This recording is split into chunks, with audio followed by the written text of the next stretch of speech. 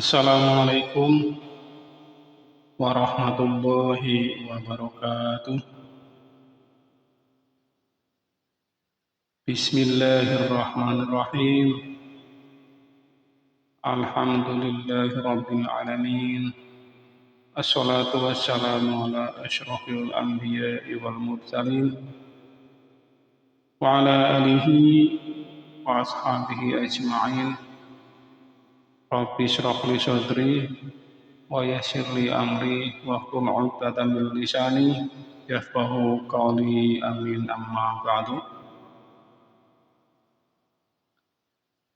Pertama dan yang paling utama, mari kita tambahkan rasa syukur kita kehadirat Allah Subhanahu wa taala di qaulina alhamdulillahi rabbil alamin, yang mana pada kesempatan kali ini kita masih banyak diberikan kenikmatan, rahmatan, serta hidayahnya. Sebagian daripada nikmat itu adalah nikmat sehat, sehingga kita masih bisa beraktivitas seperti hari-hari biasanya. Salawat dan salam semoga terlimpahkan kepada Nabiina wa Habibina Muhammad Sallallahu Alaihi Wasallam.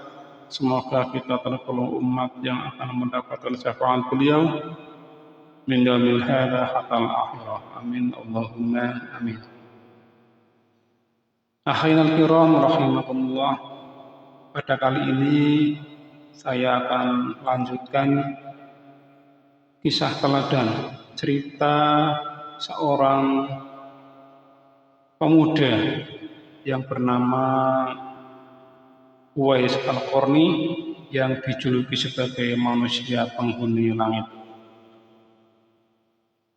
Kemarin kita sudah sampaikan bagian yang pertama, kita lanjutkan ke bagian yang kedua, bahwa sejak itu setiap ada kafilah yang datang dari Yaman, mereka berdua selalu bertanya tentang Uwais Al-Qarni. Apakah ia turut bersama mereka? Di antara kafilah-kafilah itu ada yang merasa heran. Apakah sebenarnya yang terjadi sampai ia dicari oleh beliau berdua? Melihat ada rombongan kafilah yang datang dari Yaman, segera Khalifah Umar radhiyallahu anhu dan Sayyidina Ali radhiyallahu anhu mendatangi mereka dan menanyakan apakah Uwais turut bersama mereka. Rombongan itu mengatakan bahwa ia ada bersama mereka dan sedang menjaga unta-unta mereka di perbatasan kota. Mendengar jawaban itu, beliau berdua bergegas pergi menemui Uwais Al-Qarni.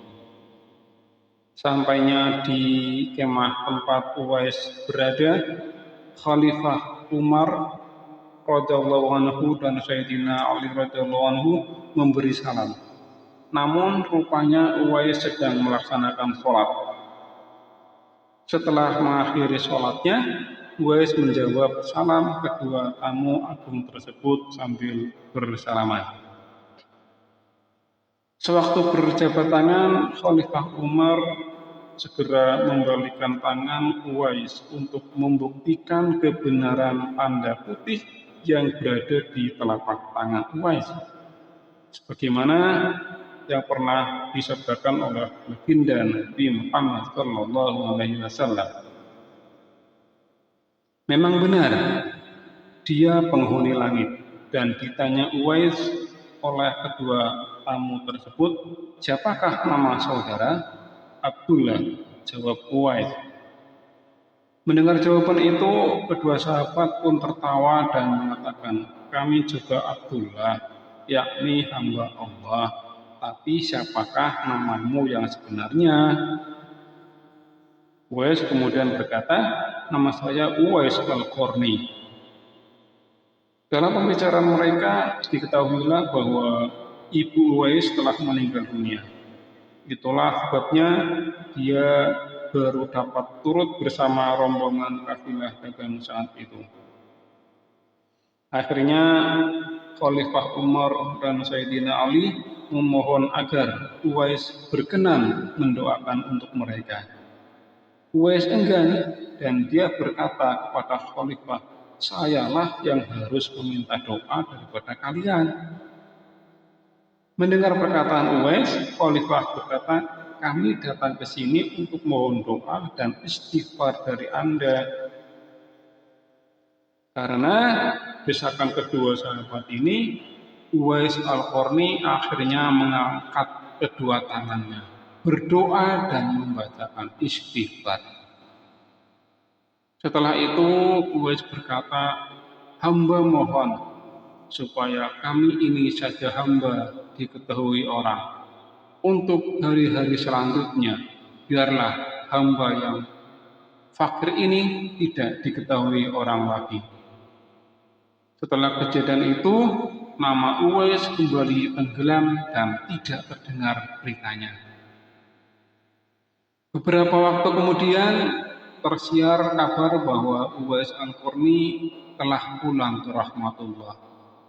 Anehnya, pada saat dia akan dimandikan, tiba-tiba sudah banyak orang yang berebut untuk memandikannya. Dan ketika dibawa ke tempat pembaringan yang terakhir untuk dikafani, dia di sana sudah ada orang-orang yang menunggu untuk mengkafaninya. Demikian juga ketika orang pergi hendak menggali kuburnya, di sana ternyata sudah ada orang yang menggali kuburnya hingga selesai. Ketika Utsman dibawa menuju ke perkuburan, luar biasa banyaknya orang yang berebutan untuk mengusungnya. Syekh Abdullah bin Salamah menjelaskan, ketika aku ikut menguruskan jenazahnya hingga aku pulang dari menghantarkan jenazahnya, lalu aku ingin untuk kembali ke kubur tersebut untuk memberi tanda pada kuburnya, akan tetapi sudah tak terlihat ada bekas di kuburnya. Syekh Abdullah bin Salamah adalah orang yang pernah ikut berperang bersama Uwais Al-Qarni pada masa itu, atau pada masa pemerintahan Sayyidina Umar radhiyallahu anhu. Kemudian kepergian Uwais Al-Qarni telah menggemparkan masyarakat kota Yaman. Banyak terjadi hal-hal yang amat mengherankan. Sedemikian banyaknya orang yang tidak kenal datang untuk mengurus jenazah dan mengebumikannya. Padahal Uwais adalah seorang fakir yang tidak dihiraukan orang. Mereka saling bertanya-tanya, "Siapakah sebenarnya engkau, wahai Uwais Al-Qarni?" Bukanlah Uwais yang kita kenal hanyalah seorang fakir yang tidak memiliki apa-apa. Kerjanya hanyalah sebagai penggembala. Namun ketika hari wafatnya, engkau telah menggemparkan penduduk Yaman dengan hadirnya manusia-manusia asing yang tidak pernah kami kenal. Mereka datang dalam jumlah sedemikian banyaknya. Agaknya mereka adalah para malaikat yang diturunkan ke bumi hanya untuk mengurus jenazah dan pemakamannya. Baru saat itulah penduduk Yaman mengetahui siapa Uwais Al-Qarni. Setiap orang yang masih mempunyai ibu hendaknya menimbang-nimbang hubungannya dengan orang yang telah mengandungnya selama 9 bulan. 9 bulan penuh sabar dan payah, membawa beban dalam kandungan yang berat. Kemudian bertarung nyawa, kesakitan ketika melahirkan si anak. Dijaganya sejak bayi dengan kasih sehingga besar. Apakah bayi yang merah itu kini sudah menjadi tuan-tuan kepada orang yang melahirkannya? Apakah ibu-ibu tua ini sekarang sedang menyepi hibah di rumah kebajikan orang-orang yang tua? Untuk kita yang masih mempunyai ibu, terutama ibu yang sudah lanjut usia dan uzur, marilah kita merenung sejenak kisah kasih sejati seorang anak terhadap ibunya, yaitu Uwais Al-Qarni. Mudah-mudahan bagi usia ibu dan alam fana ini menjadi masa keemasan bagi anak yang soleh untuk berbakti kepada ibu yang tidak ada lagi gantinya. Sekiranya mereka menyahut panggilan ilahi nanti. Amin. Amin ya rabbal alamin. Akhirul kiram rahimakumullah.